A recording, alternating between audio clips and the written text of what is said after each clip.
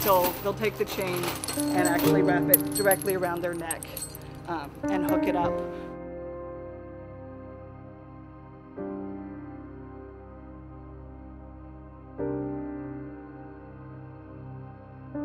These dogs are outside 24 hours a day, 7 days a week, chained with these massive chains. They're like this from the time that they were a puppy throughout their entire lives, so they never get any release from these heavy, awful chains around their necks.